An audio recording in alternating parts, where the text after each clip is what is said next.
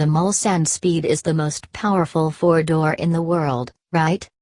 Well, that's what Bentley claims, although I suspect Brabus might have something to say about that. Either way, this is a muscular, powerful machine. But it needs to be if it's to hurry along 2,685 kilograms of body mass. How much more potent is it than a standard Mulsanne? Before I get started on that, I should point out that there's not much intrinsically new about this Mulsanne. It was facelifted last year, the biggest alteration of which was the adoption of the prison bar grille and a gentle realignment of the headlights. You can read about that here. Right, so the Mulsanne is Bentley flagship, its biggest, costliest motor.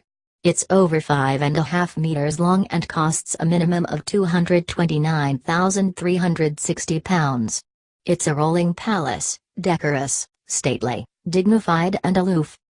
This speed version is £252,000, and the 6.75-liter twin-turbo V8 is lifted from 505 bhp and 752 pounds-foot to 530 bhp and 811 pounds-foot, boosts of just 5 and 8% respectively.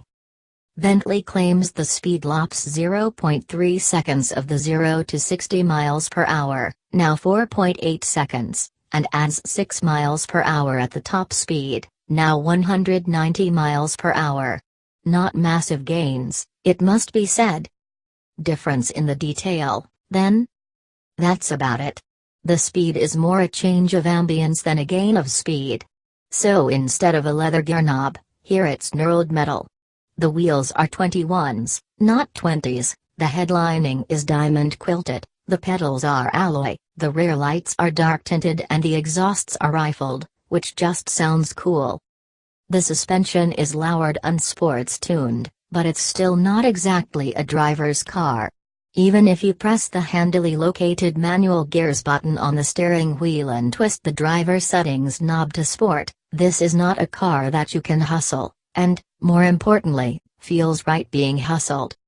Two things prevent you barreling about, 2,685 kilograms, and your own sense of propriety. Instead you make progress.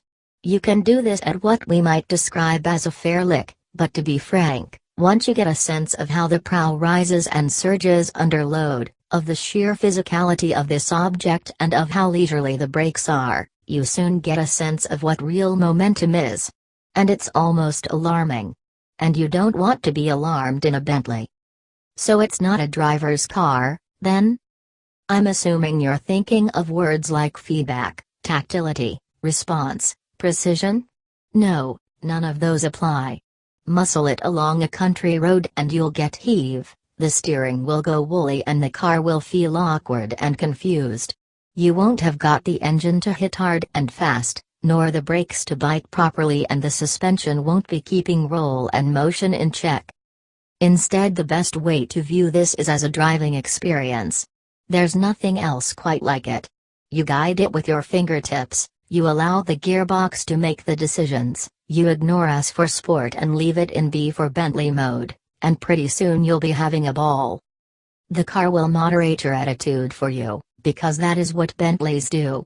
They calm and relax you in a way that top-end Mercs and Audis just don't.